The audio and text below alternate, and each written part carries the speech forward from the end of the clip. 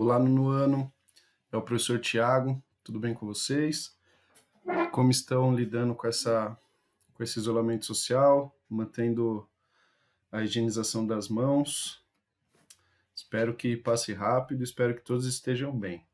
Nós faremos uma série de vídeos sobre a unidade 3 e a unidade 4. Beleza? Estão prontos para começar? Já pegaram o caderno e a apostila? O caderno vocês utilizem para continuar com o hábito de fazer anotações e a apostila vocês peguem para acompanhar a explicação, tá bem?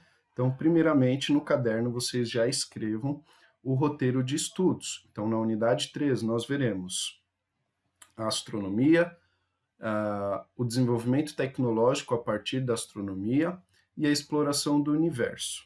E na unidade 4, nós veremos sobre fusão nuclear. Então, um pouco da história, um pouco dos tipos de radiação. Então, escrevam no roteiro de estudos antes de começar aí a unidade 3 e a unidade 4. A unidade 3, ela fala sobre a história da astronomia, sobre a importância da astronomia para o ser humano. Então, a astronomia, a idade exata da astronomia não se tem uma exatidão. Muitos povos, ainda nas pinturas rupestres, já identificavam algumas constelações, já se referiam, né, à astronomia, ao Sol, à Lua. Então, a astronomia tem essa referência aí há milhares de anos. Registros astronômicos, como por exemplo a Stonehenge, que é uma construção megalítica, aqui do exemplo da nossa apostila, ou seja, feita de pedras enormes, ela tem cerca aí de 5.000 anos. Então, a Stonehenge, ela, pelo que os estudos indicam, ela indica o solstício de verão e o solstício de inverno. Sendo assim, a Stonehenge tem a importância para a agricultura, tá bem? E aí o legal, por exemplo, é entender como que para a construção da Stonehenge, então para chegar nesse resultado final de cunho astronômico, quais tecnologias foram utilizadas para o transporte desses grandes blocos de rocha, que situam-se aí as fontes desses blocos entre 30 e 200 quilômetros de distância do ponto em que a Stonehenge foi construída. Então vejam que o desenvolvimento tecnológico para a realização da astronomia vai envolver outras áreas, como por exemplo no caso da Stonehenge, o próprio transporte. Então como que eles conseguiram transportar esses grandes blocos de rocha de 30 a 200 quilômetros de distância? Então, a astronomia ajuda no desenvolvimento da tecnologia nos aspectos que circundam a astronomia, nas ciências que circundam a astronomia. Na atividade, vocês têm lá um calendário solar. É um pouco complicado diferenciar o calendário o calendário asteca do calendário maia.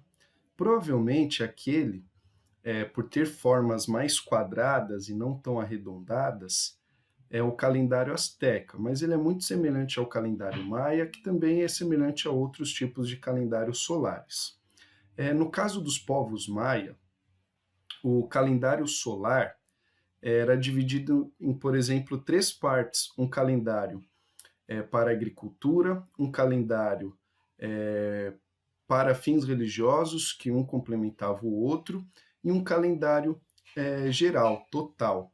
E aí o que acontece? Em 2012 teve a história do fim do mundo, mas baseado nesse calendário. Esse calendário não revelava o fim do mundo, revelava o fim de um ciclo.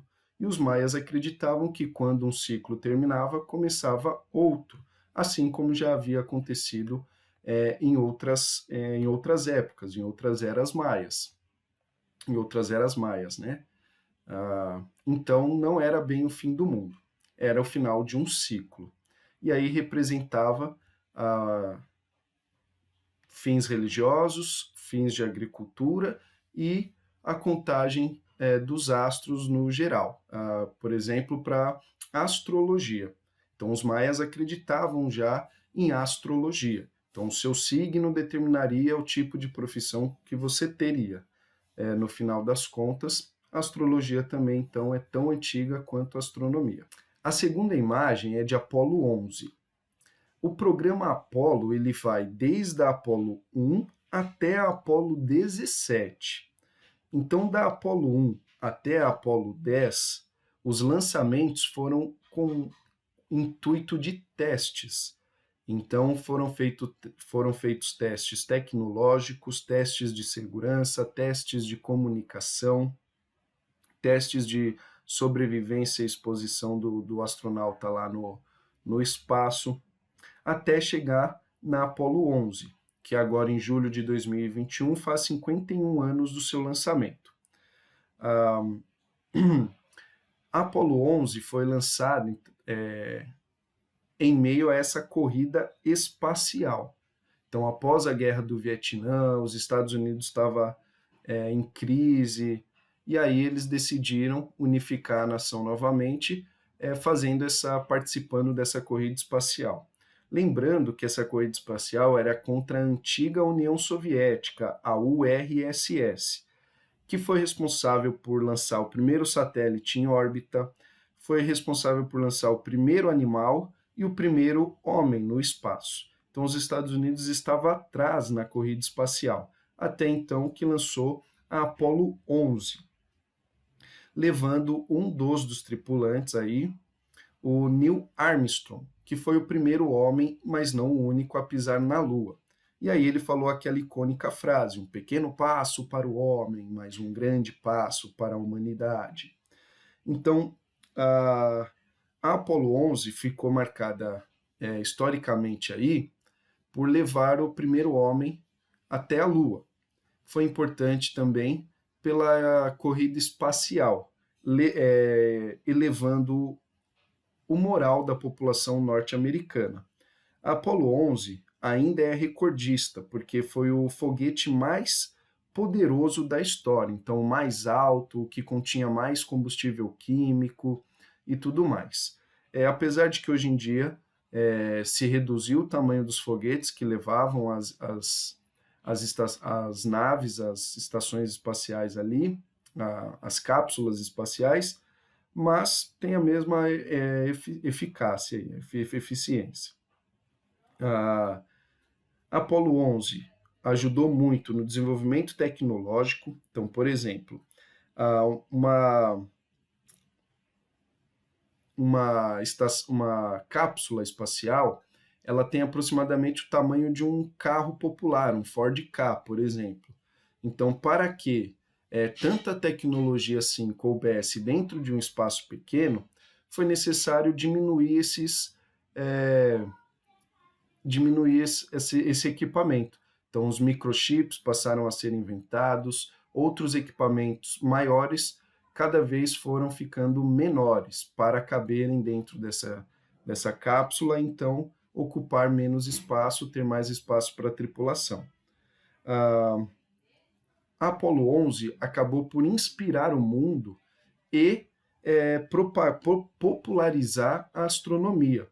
Então, na época do lançamento, a astronomia foi popularizada, muita gente acabou se interessando, muita gente acabou de curioso, estudando astronomia.